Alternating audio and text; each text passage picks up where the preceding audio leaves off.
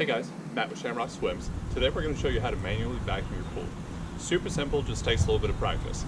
We got a little bit of work to do out here at the pool, then we have a few things to set up back by the filter equipment. Speaking of equipment, got a vacuum head here. This is specifically for concrete and tile pools. If you've got a vinyl liner pool or fiberglass, there's going to be a different vacuum head. So, got my vacuum head. I have an 1.5 inch vacuum hose. I've got my pole. All of these hoses will have two different cupped ends. This one is stationary, this one swivels. The swivel one always connects to the vacuum head. Alright, so what we're doing here is we are trying to fill this entire hose with water, so it basically becomes part of the pool's plumbing. If there's any air in here, the pump's going to stop pumping. So, first step, got my hose connected to my vacuum head that's just shoved in there. Take my vacuum head, connect it to my pole, this little clip. Then we go ahead and throw it in the water.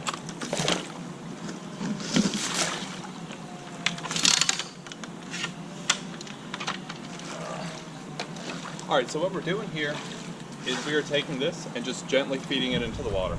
You'll feel it should go in with almost no restriction. If it starts restricting a little bit, we've probably got an air pocket. Let's start over and do it again. So, hand over hand, feeding it in. Quick tip for you guys. I already know which way I'm going to clean this pool, meaning counterclockwise, just because that's the way I am. So I'm setting up everything on the left side of my pole. So I'm free to move there, unobstructed, and the hose is just going to follow me around. Alright, this hose, we know we're doing it right if we kind of grab a piece like this and we can feel the weight of the water in there. If this thing is just floating on top of the water, we've got an air pocket. Let's start over. We'll try again. Alright, we get to the last little bit of water should come out. Typically when you do this, you're not going to want to vacuum directly into the skimmer. You're typically going to want to use a vacuum adapter. The hose will plug directly in the vacuum adapter and drop all the debris right into your basket. This situation, there's just a little bit of silt in here. I'm just going to plug directly into the port in the back of the skimmer. Alright, we want to be incredibly careful here, guys. We've got this big 16-foot aluminum pole. We want to be very mindful of our surroundings and make sure we're not hitting power lines or anything else, because that's going to make for a really bad day. Alright, we should be all set up over here. We're going to take a walk back by the equipment and see what we have to do over there. Alright guys, here is our pump right here.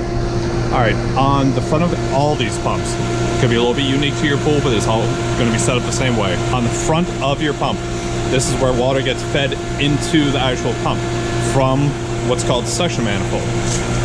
Suction manifold is where we get all our water from. This one's set up so it's a skimmer, the main drain, and another skimmer. In this situation, I want to close everything but what I'm using. So I'm vacuuming off what's labeled the yard skimmer. So that's going to be open. I've shut my main drain, I've shut my other skimmer.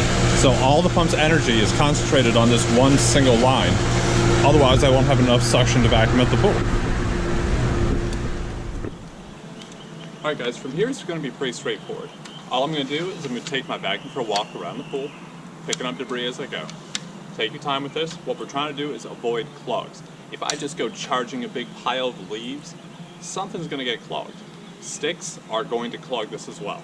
So we want to just take our time, grab little piles of silt, little leaves here and there, one at a time.